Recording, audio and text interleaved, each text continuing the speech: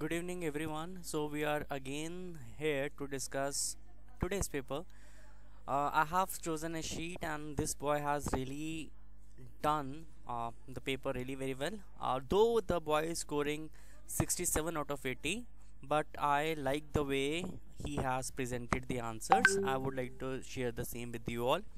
There were a few mistakes which has been seen in this paper, and I think this is the most common mistake which has been done by us all. So you don't have to worry at all, bache. I will be helping you out through the mistakes, and definitely we will be making sure not to repeat these mistakes again in the upcoming examination that is to be scheduled on 6th of April. So bache, as discussed and as per the given instruction, this boy has started the paper from section C. This is the best part of the paper. I really want you all to start the paper from your section C, right? Because section C is the one section which we are doing the best, and I have told you earlier that the first impression is the last impression. So starting up with the section C, I would like to discuss the extract based question. The extract says it is the engine of her family. She strokes it full, then flirts out to a branch and showing her barrel face, identity mask. Then with early delicate whistle creeping whispering.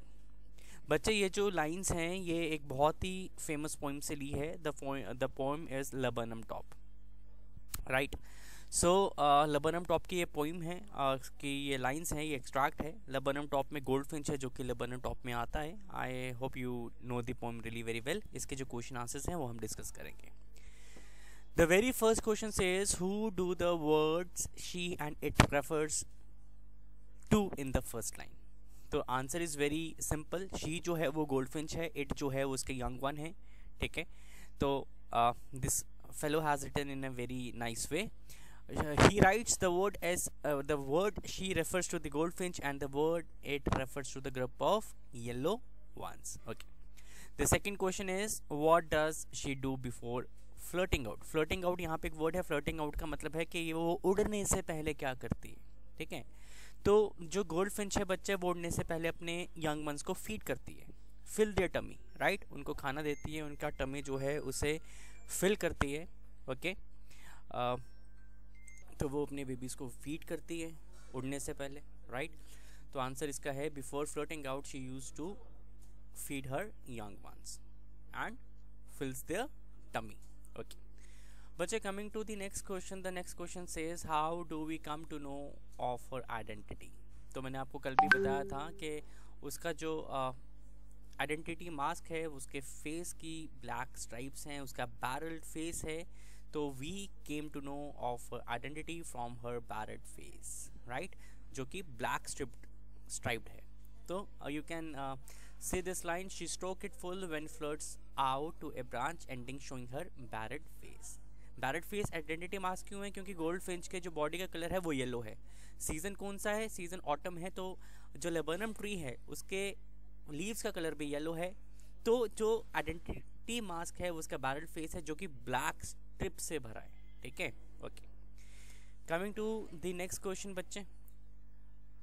The next question is the name of the poem The Laburnum Top and the name of the poet is Ted Hughes, right? Okay. Now moving to the short answer type question. The very first short answer type question says explain its silences. बच्चे, ये जो B part है इसमें आपको 3 question पूछे जाएंगे. 3 question में से आपने 2 करने हैं और 1 क्वेश्चन 6 नंबर का है.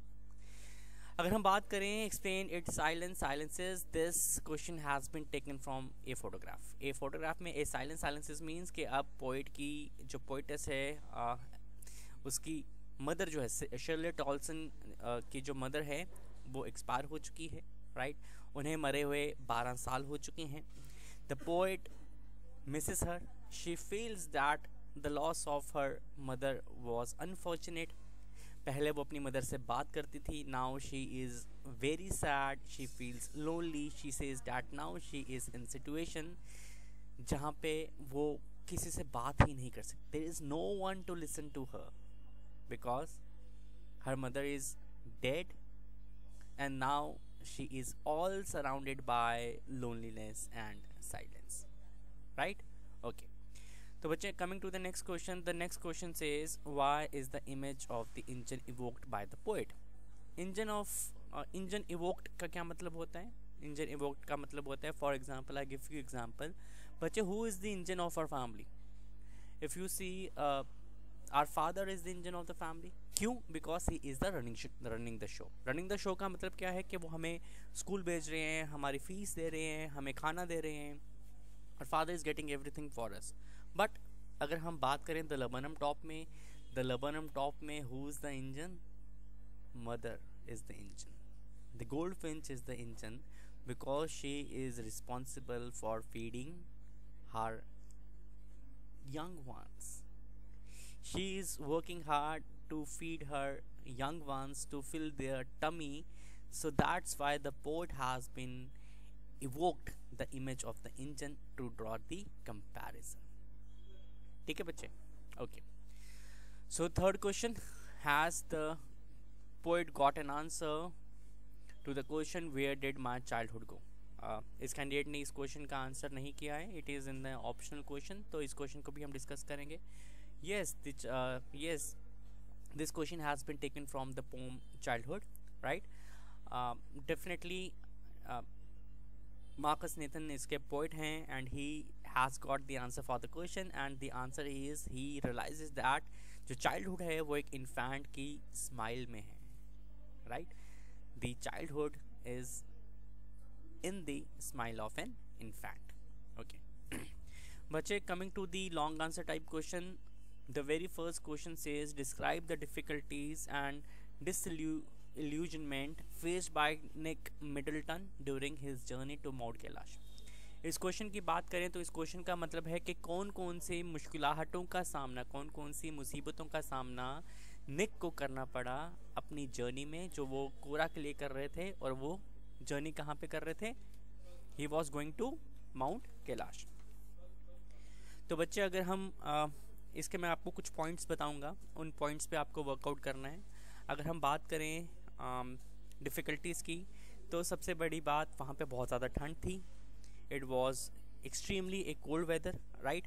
अगर आपको याद होगा चैप्टर के स्टार्टिंग में निक ने जब अपनी जर्नी शुरू की डैनियल के साथ और सीतन के साथ, Tsetan was a local driver, right? तो लैम्बो ने निक को एक शीप स्किन कोट फेयरवेल में दिया था एज ए गिफ्ट, ठीक है? तो शीप स्किन कोट इसलिए दिया था क्योंकि शी वॉज नोइंग कि निक के पास गर्म कपड़े नहीं हैं and the temperature is quite cold, right? उसके बाद अगर हम बात करें तो जो उनके जर्नी के दौरान, during the time of their journey towards mount Kailash, जो रोड्स थे वो पुअर थे, ठीक है? And it was a mountainous topology. Mountainous topology के कारण जो ऑल्टीट्यूड जब बढ़ा तो निक ने हेडेक महसूस की। हेडेक क्यों हुई? Because of the pressure. तो जब वो माउंटेन से दोबारा नीचे उतरे, they were coming down the hill, the mountain, तो प्रेशर रिलीज हुआ एंड हेडेक वाज गॉन, क्योंकि अब वो ऑल्टीट्यूड की they were at the lower at altitude, okay? तो वहाँ पे लैक ऑफ प्रॉपर ट्रांसपोर्ट था, वहाँ पे ट्रांसपोर्टेशन फैसिलिटी अच्छी नहीं थी, वहाँ पे बोर्डिंग और लॉजिंग फैसिलिटीज़ अच्छी नहीं थी। निक को बहुत ही हेल्थ इश्यूज़ हुए रास्ते में, व्हेन ही वाज ट्रैवलिंग, तो उसको हेडेक हो रही थी। उसके बाद he was having health issues at Darchen also because of the high altitude and cold weather, right? Darchen में निक ने जब सोना चाहा तो he won't be able to sleep at that night because of his block nostrils, उसके नाक बंद हो गए थे, है ना? तो नाक बंद होने के बाद भी he tried a herbal tea, मगर हर्बल टी से भी उसकी तबीयत में फ़र्क नहीं पड़ा। He was not getting well, right? When he was trying to sleep, उसको ब्रेथलेसनेस हो रही थी, फिर वो बैठ रहा था, और बैठने के बाद जब वो दोबारा सोने की कोशिश कर रहा था, he won't be able to do that, है ना? फिर ही डिसाइडेड कि he won't be sleeping that night because he thought कि if he will sleep that night then definitely he won't be able to get up the next morning, right? Okay. अब क्या problem थी उसके?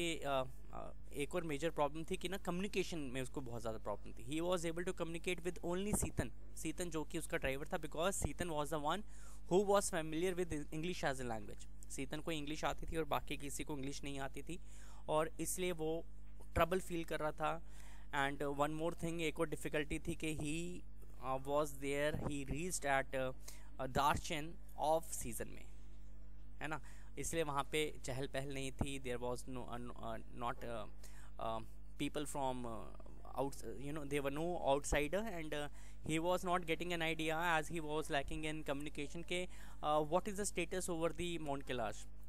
इसका ये मतलब है कि वहाँ पे बर्फ़ है या नहीं है, उसको स्टेटस का नहीं पता चल पाता. And he was not able to decide whether to start his journey from Darjeeling to mount Kailash और not. And moreover Tsetan also left him. Tsetan ने जब उसको छोड़ा, and he is alone now, and he doesn't have any company who would be there to join him for the journey to Mount Kailash. Okay बच्चे, तो इसमें आपको ये सभी लिखना है. इसके बाद हम अगले क्वेश्चन की बात करें जो कि और में आया है. और में है why was professor Gaitonde surprise to see the name of East India Company on an imposing building in Bombay. Right, क्यों सरप्राइज हुआ, क्यों वो अचंभित रह गया, चकित रह गया गायटुंडे ईस्ट इंडिया कंपनी का नाम देखते हुए एक इम्पोजिंग का मतलब होता है प्रोमिनेंट बिल्डिंग में, ठीक है, बॉम्बे में. अब बच्चे अगर हम दी एडवेंचर की बात करें तो दी एडवेंचर एक बहुत ही अच्छी स्टोरी है जिसमें गायटुंडे जो हैं ये एक हिस्टोरी के प्रोफेसर हैं. He was a history professor जो कि पुणे में रह रहे हैं 20th सेंचुरी में. अब बच्चे इस स्टोरी को मैं थोड़ा सा ब्रीफ करूँगा आपके आगे. स्टोरी में होता क्या है कि वो अपना 1000 लेक्चर देने के लिए जा रहे हैं आज़ाद मैदान में जो कि मुंबई में है. राइट, और रास्ते में उनका एक्सीडेंट होता है, और जैसे ही उनका एक्सीडेंट होता है और उनकी नींद खुलती है तो वो देखते हैं कि वो हॉस्पिटल में है. ठीक है, अब वो पुणे में जाते हैं और देखते हैं कि अपना घर, जो उनका खुद का घर है, वो पुणे में नहीं है. तो उन्हें याद आता है कि उनका जो बेटा है जिसका नाम विनय गायटुंडे है वो मुंबई में रह रहा है. Now he boards A train. वो एक ट्रेन को बोर्ड करते हैं. ट्रेन का नाम है जीजामाता एक्सप्रेस. और ट्रेन को बोर्ड करने के बाद वो अपनी जर्नी स्टार्ट करते हैं पुणे से बॉम्बे की. कुछ चेंजेस वो रास्ते में देखते हैं. उनके साथ एक और फैमिली ट्रैवल कर रही होती है जिसमें खान साहिब होते हैं. ये पूछते हैं खान साहिब से कि वेयर आर यू गोइंग. तो Khan Sahib answers him back, उन्हें बताते हैं कि I am going to Peshawar. तो ये जब पेशावर सुनते हैं तो थोड़ा सा सरप्राइज होते हैं. तो इनको रिकॉल होता है कि मैं शायद से उस वर्ल्ड में हूँ जहाँ पे इंडिया का पार्टीशन नहीं हुआ है. राइट, तो ये पूछता है कि how will you manage to go to Peshawar. तो वहाँ पे खान साहब कहते हैं कि पहले I will be going to Bombay. Bombay के बाद I will be travelling to Delhi. Delhi के बाद I will be moving to Lahore. और लाहौर के बाद finally I will be reaching Peshawar. Okay, तो वहाँ पे जैसे ट्रेन आगे मूव करती है, जर्नी में एक स्टेशन आता है जिसका नाम सरहद है. सरहद में एंग्लो इंडियन चढ़ते हैं. अब बच्चे यहाँ पे वर्ड है एंग्लो इंडियन. एंग्लो इंडियन का मतलब होता है जिसमें एक पेरेंट ब्रिटिशर है और एक पेरेंट इंडियन है. अगर फादर इंडियन है तो मदर ब्रिटिशर है. अगर मदर ब्रिटिशर है तो फादर अगर हाँ वाइसी वर्सा है. ठीक है, दोनों में से एक पेरेंट इंडियन है और दूसरा पेरेंट जो है वो ब्रिटिशर है. तो एंग्लो इंडियन जब सरहद में चढ़ते हैं तो they ask for permit. Permit क्यों मांगते हैं? क्योंकि मुंबई में एंटर करने के लिए परमिट चाहिए होते हैं. और ये गायटुंडे देखते हैं और खान साहब इन्हें दिखाते हैं कि जो साथ में कैरियज चल रहे होते हैं, जो ट्रेन के डब्बे हैं, उसके ऊपर यूनियन जैक बना है. यूनियन जैक क्या है? National flag of Britain. और साथ में GBMR लिखा है. राइट, तो गायटुंडे उतरते हैं और he got surprise to see the name of East India Company. कहाँ पे उतरते हैं? अब गायटुंडे जो हैं ये विक्टोरिया टर्मिनस में उतरते हैं. विक्टोरिया टर्मिनस से उतरने के बाद ये देखते हैं कि वहाँ पे कुछ पारसीज हैं, कुछ एंग्लो इंडियंस हैं, कुछ ब्रिटिश ऑफिसर्स हैं. और स्टेशन बहुत ही ज़्यादा नीट एंड क्लीन है. ये स्टेशन से बाहर आते हैं एंड एक तरह से ही एकदम से ये सरप्राइज हो जाते हैं to see the name of East India Company, जो कि एक बिल्डिंग पे लिखा होता है. क्योंकि East India Company use belongs to 18th and 19th century when India was under the British rule. ठीक है, मगर गायटुंडे जो हैं ये 20th सेंचुरी से हैं, इसलिए ही गॉट सरप्राइज. राइट, तो इसका आंसर आप इस तरह से ही लिखेंगे because it's a long answer type question. इसे आप पूरी समराइज करते हुए इस पे आप इसी तरह से बात करेंगे. Okay, now moving to next question. Next question has been written by this candidate, and the next question says let me zoom in the question for you. The poem The Tale of Melon City mocks the process of proper judgment and fair trial. ठीक है, जो ये poem है the tale of Melon City, ये किस तरह से मजाक उड़ाती है, मोक करती है the process of proper judgement, एक इंसाफ यानी एक फेयर ट्रेल, एक जो जजमेंट है और उस फेयर ट्रेल का। तो बच्चे सबसे पहले अगर हम बात करें, हम जाएंगे टेल ऑफ मेलन सिटी में।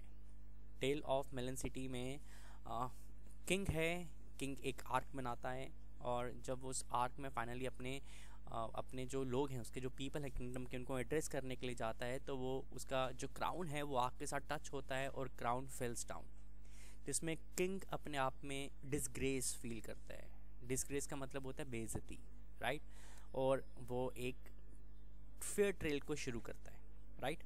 ओके, तो बच्चे ये जो पोइम है ये ओल्ड एज कस्टम्स के ऊपर बनी है, ठीक है। ओल्ड एज कस्टम्स क्या होते हैं?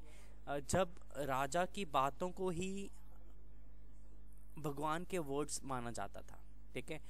जहाँ पे लोग जो थे, जो राजा थे, जो ये किंग थे, ये जस्टिस करते थे बाय वर्ड ऑफ माउथ से, ठीक है।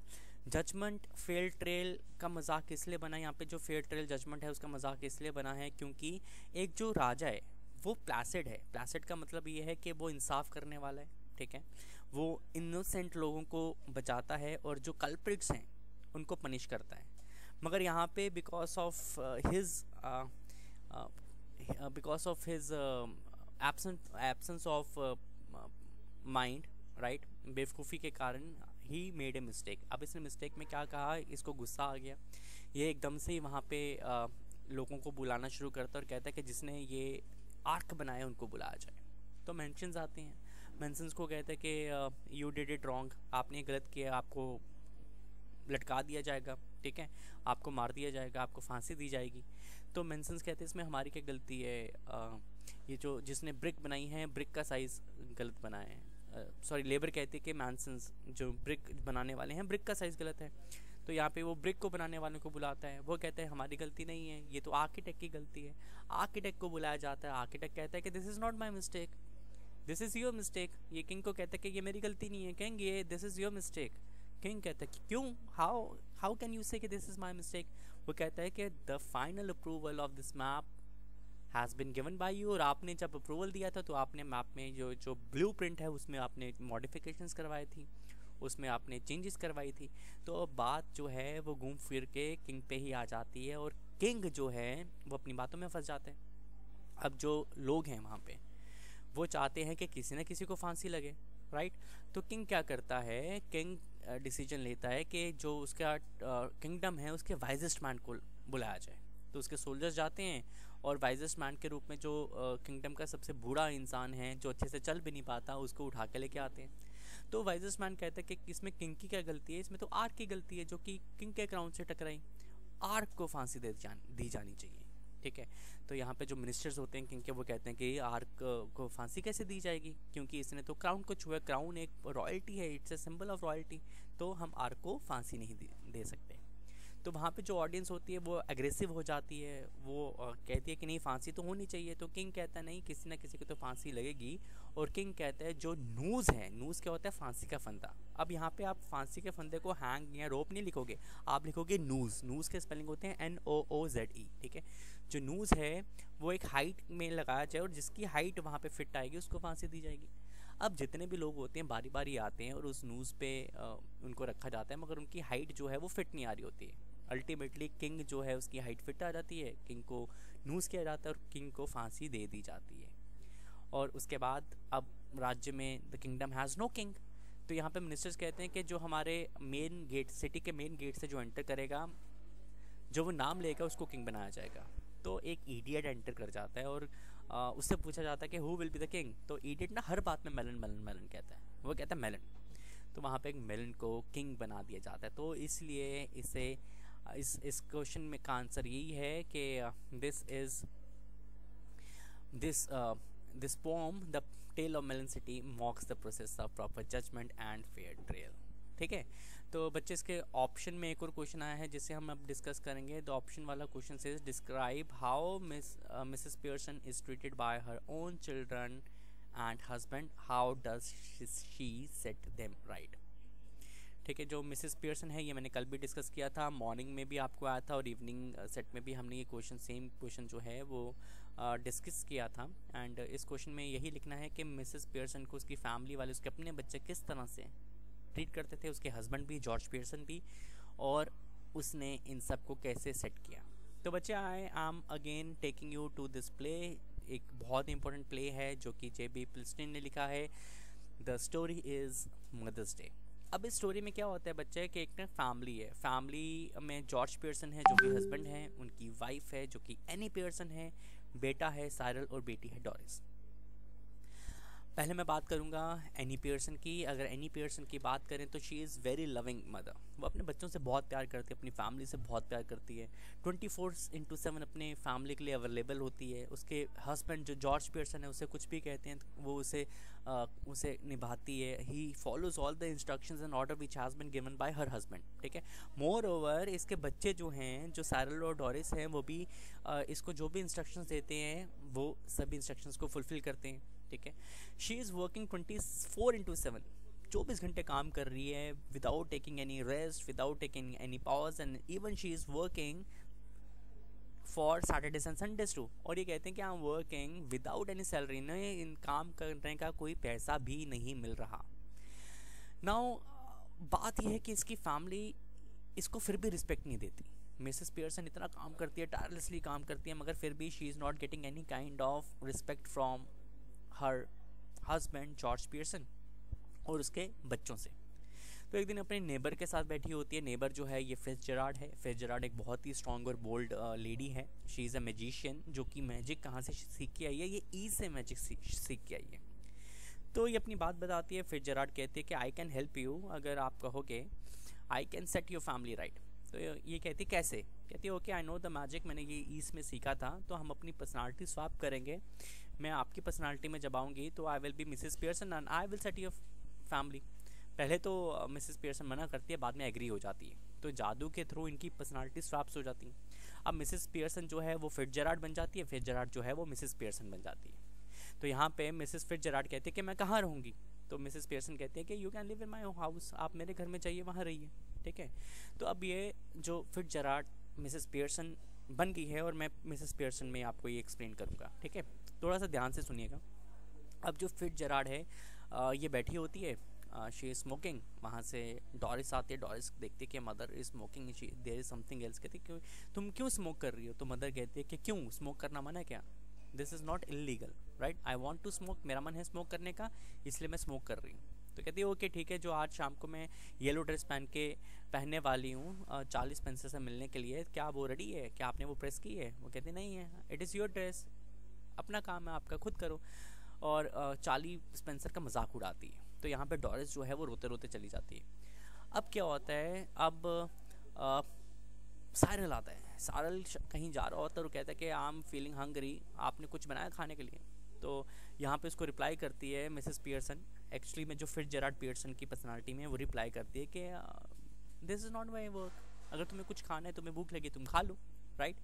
तो ये दोनों सारे डोरिस देखते हैं कि मदर को हुआ क्या है और वेट करते हैं, अपने सारे प्लान्स कैंसिल करते हैं और देखते हैं कि जब फादर आएंगे तो फिर क्या होगा। तो इतनी देर में जॉर्ज पियर्सन आ जाता है। जॉर्ज पियर्सन कहता है कि I M living for club, मेरे लिए चाय मत बनाना। तो ये कहती है कि मैंने आपके लिए चाय बनाई भी नहीं है। तो जो ये पियर्सन है उसकी ईगो हर्ट हो जाती है राइट। ईगो हर्ट होने के बाद वो कहता है क्या तुमने चाय नहीं बनाई है। हाँ कहती नहीं बनाई है, जब तुमने पीनी ही नहीं है तो मैं चाय क्यों बनाऊँ, और वैसे भी तुम्हारा काम है तुम बनाओ, मैंने चाय नहीं बनाई है ना मैं बनाऊँगी राइट।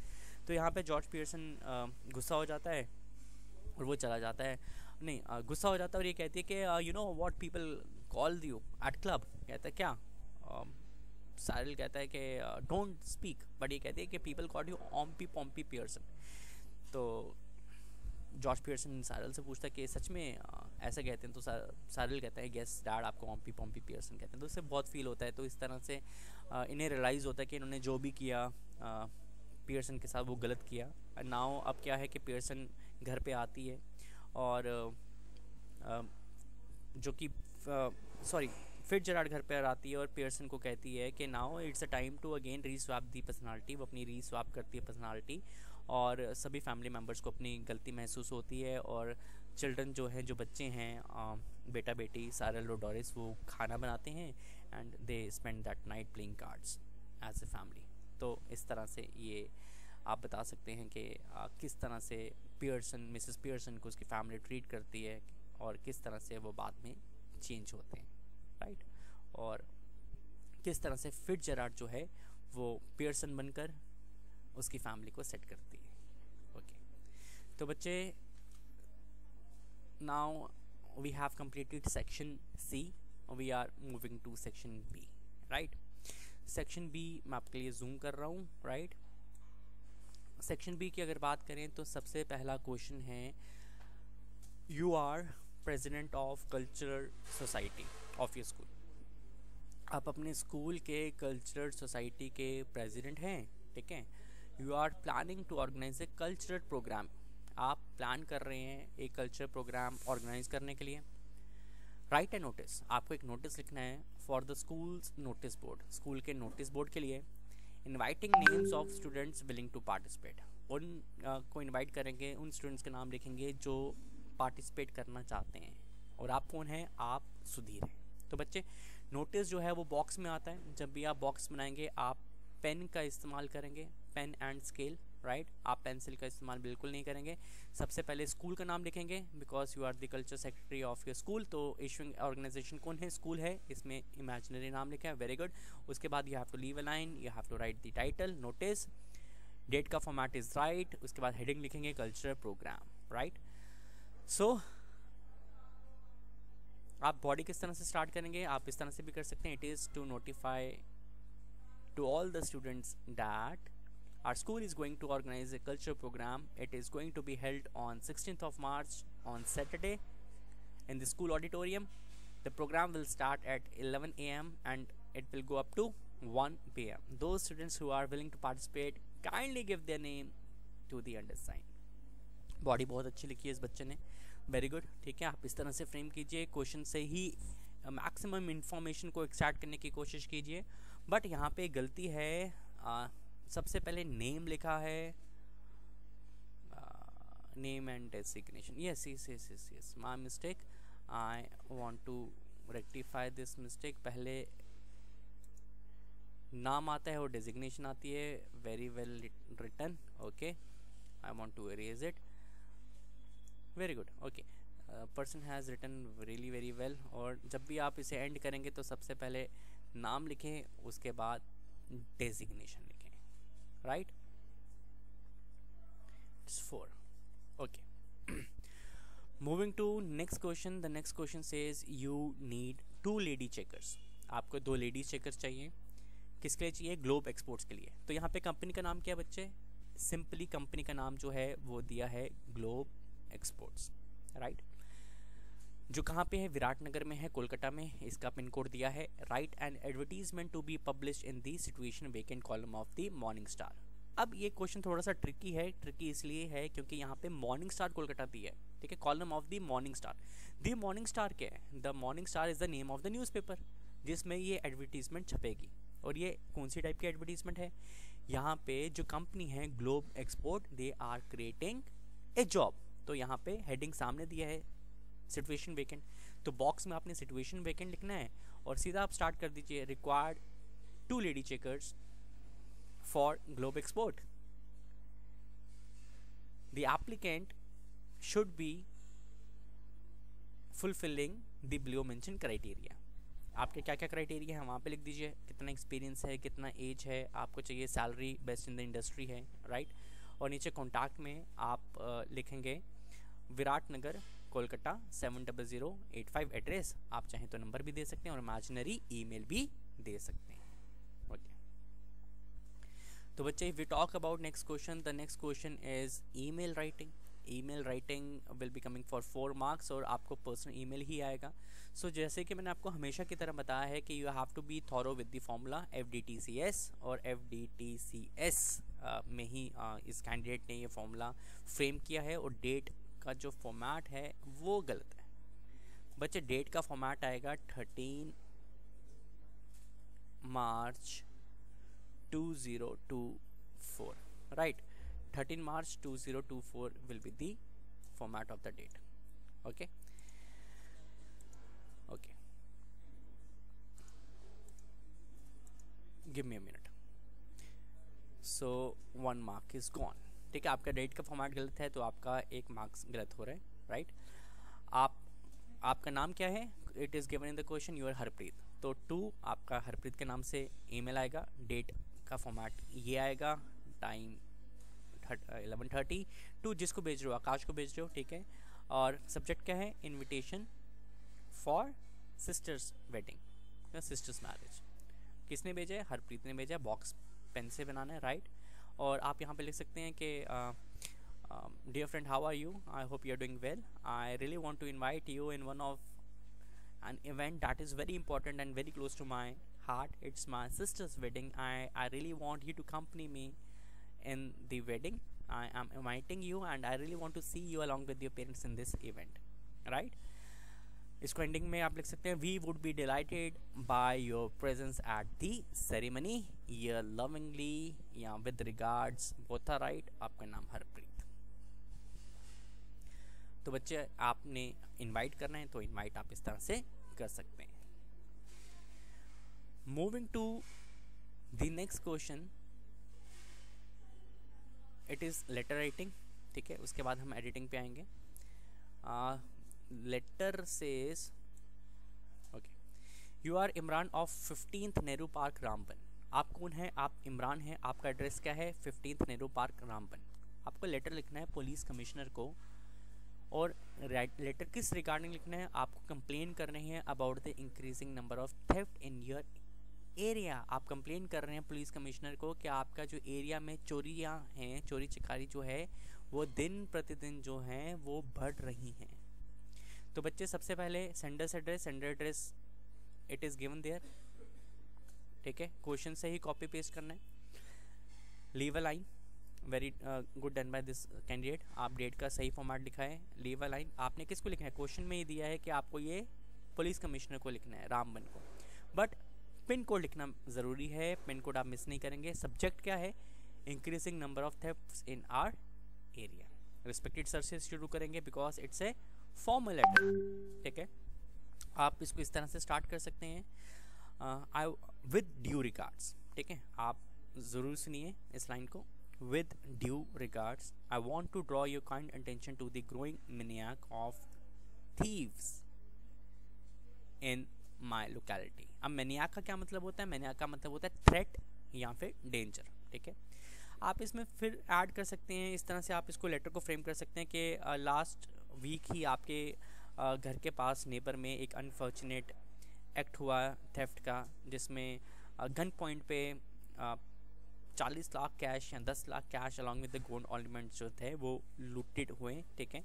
आपने अपने स्टेशन हेड ऑफिसर यानी एसएचओ को भी कंप्लेन की है, आपके जो एरिया का पुलिस स्टेशन है उसको रिक्वेस्ट किया है कि एक यूनिट जो है वो पेट्रोलिंग पे रखें, परमानेंट पेट्रोलिंग पे आपके कॉप्स के थ्रू ड्यूरिंग द इवनिंग, और नाकाज होने चाहिए ताकि कोई भी सस्पेक्टेड पर्सन जो है उसे अरेस्ट किया जाए और इस तरह की जो चोरियां हैं उसे हम कंट्रोल कर सकें, उसे हम रोक सकें। तो लेटर इस तरह से फ्रेम कर सकते हैं बच्चे। जब आप लेटर को क्लोज करेंगे, again you have to write thank you after leaving a line, body और थैंक यू में आप लाइन छोड़ेंगे, leave a line, yours faithfully and your name as per the question. Question में क्या नाम है, इमरान, तो जितना नाम दिया बच्चा आप उतना ही लिखेंगे, एक्स्ट्रा कुछ ऐड नहीं करेंगे, right. Okay, now moving to the next part of this question, the question, इसका जो और में क्वेश्चन आया बच्चे वो इन्होंने नहीं किया। I want to discuss the और पार्ट 2। और में लिखा है कि राइट एन एप्लीकेशन, बच्चे ये एप्लीकेशन नहीं है, ये लेटर है, ठीक है। राइट एन लेटर, आपको एक लेटर लिखना है टू द प्रिंसिपल, ठीक है। प्रिंसिपल जो कि XYZ स्कूल के हैं उनको आप रिक्वेस्ट करेंगे कि अरेंज करें आपकी coaching classes. You are in mathematics, आपकी कोचिंग क्लासेस कौन से सब्जेक्ट की, मैथमेटिक्स की, और आप रीज़न देंगे कि क्यों आप चाहते हैं कि आपकी मैथमेटिक्स की क्लासेस जो हैं उसको अरेंज किया जाए स्पेशल कोचिंग क्लासेस के लिए, ठीक है। स्पेशल कोचिंग क्लासेस को क्यों अरेंज किया जाए, ठीक है। तो बच्चे for the starting you have to start with this centre's address. अब इसमें सेंटर एड्रेस आप एड्रेस लिख सकते हैं, अपना एड्रेस लिखिए, leave a line, date, leave a line. अब ये लेटर किसको जा रही है, ये लेटर जा रहा है प्रिंसिपल को, तो यहाँ पे जैसे पुलिस कमिश्नर है वहाँ पे आ जाएगा दी कमिश्नर, दी प्रिंसिपल, ठीक है, दी प्रिंसिपल। स्कूल का नाम क्या है, XYZ स्कूल, XYZ स्कूल। बच्चे ये एज पर द क्वेश्चन हम डिटेल यूज़ कर रहे हैं, जम्मू 18003, ठीक है। सब्जेक्ट आ जाएगा arrangement for special coaching classes, right. और फिर रिस्पेक्टेड सर के बाद आप लिख सकते हैं I would like to request you to organize or to arrange special coaching classes for maths, because as you know, in the month of October and November, our teacher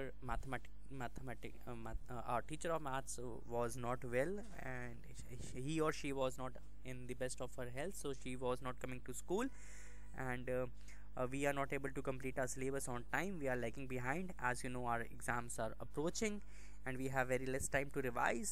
Moreover, our syllabus has not been finished, so I request you good self that to arrange a teacher so that we can finish off the syllabus first, and then we will be starting with the revision. And for our bright future, I request you to organize these classes on immediate basis and priority basis so that we can get through this subject with flying colours. तो इस तरह से आप इसकी body frame करके लिख सकते हैं बच्चे, ओके। अगर हम एडिटिंग की बात करें, editing very beautiful done by this child. इसका पैटर्न यही है, आप जो पैसेज है पैसेज को दोबारा रीराइट करेंगे, जो आपके इनकरेक्ट वर्ड्स हैं इनकरेक्ट वर्ड्स को करेक्ट वर्ड्स के साथ रिप्लेस करेंगे। रिप्लेस करने के बाद, रीराइट करने के बाद आप इस फॉर्मेट में इसे प्रेजेंट करेंगे, जहाँ पे आप एक साइड इनकरेक्ट लिखेंगे और दूसरे साइड इनकरेक्ट के करेक्ट वर्ड्स लिखेंगे, okay. Moving to next question बच्चे, लेटर हमने डिस्कस कर लिया है। Now the next question is on article, right. ये 8 मार्क्स का क्वेश्चन है, आर्टिकल है, यानी 200 to 250 वर्ड्स का ये क्वेश्चन है। द क्वेश्चन सेज, मैं इसको थोड़ा सा हाईलाइट करता हूँ आपके आगे, okay. Question number 6. The question says, write an article on the hazards of watching TV for children. Hazards होते हैं ill effect, ठीक है।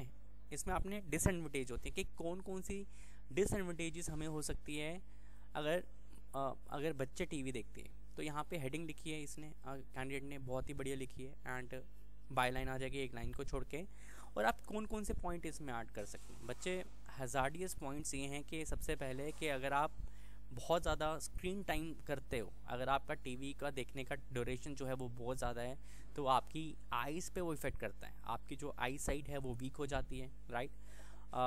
आपकी स्लीपिंग पैटर्न जो है वो चेंज होता है, आपके स्लीपिंग पैटर्न डिस्टर्ब हो जाता है, आप ओबेसिटी प्रोन हो जाते हो। ओबेसिटी प्रोन क्या होता है कि हम एक ही जगह बैठे रहते हैं और खाते रहते हैं, जिसके वजह से हमारी फिजिकल मूवमेंट्स नहीं होती हैं, फिजिकल एक्सरसाइज नहीं होती है, और हमारे अंदर मोटापा आ जाता है। मोटापे को कहते हैं ओबेसिटी, ठीक है। अगर आपका स्क्रीन टाइम ज़्यादा है तो आप लथार्जिक हो जाते हो। लथार्जिक का मतलब होता है कि it makes a person lazy, आप सुस्त हो जाते हो, राइट। आपको टीवी से एडिक्शन हो जाती है, आप टीवी नहीं छोड़ते और आप ज़्यादा से ज़्यादा टीवी जो है वो देखते हैं, राइट। आपकी स्क्रीन टाइम बढ़ जाती है, आपको एडिक्शन होती है, आप बहुत ज़्यादा प्रोन हो जाते हो कार्डियक डिसीज़ के लिए, ठीक है। अब बैठने से एक्सरसाइज नहीं हो रही तो कोलेस्ट्रॉल बढ़ रहा है, तो हमारा कार्डियक डिसीज़ जो हैं उसके लिए भी हम ज़्यादा प्रोन हो जाते हैं। आपके पोस्चर्स ख़राब हो जाते हैं, आपको पोस्चर्स प्रॉब्लम जो है वो फेस करनी पड़ती है। बच्चों को पोस्चर्स प्रॉब्लम फील करनी पड़ती है, ठीक है। बच्चों को चश्मा लग जाता है, बच्चों का जो बिहेवियर है वो टीवी इम्पैक्ट के कारण एग्रेसिव हो जाता है।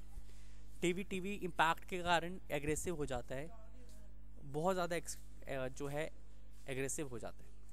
बच्चे एग्रेसिव हो जाता है क्योंकि टीवी में जो चलता है वो साइकोलॉजिकली बच्चों को इफेक्ट करता है। साइकोलॉजिकल इफेक्ट करने से बच्चा बिहेवियर चेंजेस आनी शुरू होती है और वो एग्रेसिव भी हो सकता है। और ये देखा गया है कि बच्चों में chronic neck and back problems होनी शुरू हो जाती हैं, राइट। तो ये सभी पॉइंट्स जो है आप इजीली डिस्कस कर सकते हैं। अगर मैं दूसरे क्वेश्चन की बात करूं जो इस क्वेश्चन के ऑप्शन में आया है, this is the question says right a speech on the benefit of early rising. तो अर्ली राइजिंग क्या होती है? अर्ली राइजिंग होती है सुबह जल्दी उठना, ठीक है। आपको एक स्पीच लिखनी है जिसमें आप अर्ली राइजिंग के बेनिफिट्स, उसके फ़ायदे बताएंगे, जो कि डिलीवर होगी मॉर्निंग असेंबली में। और ये मॉर्निंग असेंबली कहाँ पे हो रही है? आपके स्कूल में। और आप एज ए करुणा या करण, जो कि आप स्कूल के हेड बॉय हैं या हेड गर्ल हैं, आप एज ए करुण या करुणा डिलीवर कर रहे हैं। तो बच्चे ये स्पीच आपने लिखनी है मॉर्निंग असेंबली के लिए। आपने हेडिंग लिखनी है। हेडिंग के बाद आप इसकी ओपनिंग लाइन शुरू करेंगे। अब देखिए यहाँ पे ना क्वेश्चन में दिया है कि आपको स्कूल असेंबली की लिखनी है, तो आपका जो ओपनिंग लाइन है वो इस तरह से होनी चाहिए। Good morning respected principal sir, worthy teachers and my dear friends. Today, I, Karan, the head boy of school, is going to present my views on topic the benefit of early rising. ठीक है बच्चे, अब speech है। Speech में आप जज mention नहीं करेंगे बच्चे। जब आप जज मेंशन कर देते हैं तो वो डिबेट बन जाता है, क्योंकि डिबेट में हमेशा परफॉर्मेंस को जज किया जाता है। अगर आप यहाँ पे जज मेंशन कर देंगे तो ये डिबेट बन जाएगा, आपको क्वेश्चन गलत हो जाएगा, राइट। तो you have to take care of these minute thing which has to be taken in consideration while framing the answer for the speech, right. अब हम यहाँ पे बात करते हैं कि आप इस स्पीच राइटिंग को एक फ्रेज से स्टार्ट भी कर सकते हैं और एक फ्रेज से एंड भी कर सकते हैं। सो एक पावरफुल फ्रेज मैं आपको बताना चाहूँगा। The phrase is early to bed and early to rise makes a man healthy wealthy and wise. आप जब इसको क्लोज करेंगे तो क्लोजिंग के बाद आप ये फ्रेज लिख सकते हैं, या आपकी ओपनिंग लाइन से पहले भी आप ये फ्रेज लिख सकते हैं जहाँ पे आपको ठीक लगे, ठीक है। अब अगर हम बात करें अर्ली टू राइज इस स्पीच की, हमने बेनिफिट्स बताने हैं, बेनिफिट्स ऑफ अर्ली राइजिंग, ठीक है। तो अर्ली राइजिंग के क्या क्या बेनिफिट्स होते हैं बच्चे? जब हम सुबह उठते हैं अर्ली मॉर्निंग तो हमारा माइंड जो है वो फ्रेश होता है, ठीक है। हम एक्टिव होते हैं मॉर्निंग आवर्स में, हम एनर्जेटिक होते हैं, ठीक है। हम अगर कोई चीज़ पढ़ते हैं, हम स्टडीज़ भी करते हैं, तो हमारी मेमोरी इतनी ज़्यादा शार्प होती है और इतना ब्रेन एक्टिव होता है कि हम चीज़ों को जल्दी ग्रैब करते हैं as compare to the other durations of the day, ठीक है। उसके बाद we can see sunrise. The beautiful thing in this world is the sunrise, ठीक है। नेचुरल चीज़ों को हम एक्सपीरियंस करते हैं, ठीक है। हम अपने नेचुरल रिसोर्सेज को एक्सपीरियंस करते हुए उसे लिव करते हैं और अपना दिन जो है बहुत ही पॉजिटिविटी से शुरू करते हैं। हम सुबह सुबह की जो एयर है, जो कि पोल्यूशन फ्री एयर है, जिसमें बिल्कुल भी पोल्यूशन नहीं है, उसे हम ब्रीथ करते हैं, जिससे हमारा हेल्थ भी सही रहता है। अर्ली राइजिंग हमारी बॉडी को फिट रखती है और हमें जब हम सुबह उठते हैं तो हमें एक्सरसाइज करना चाहिए।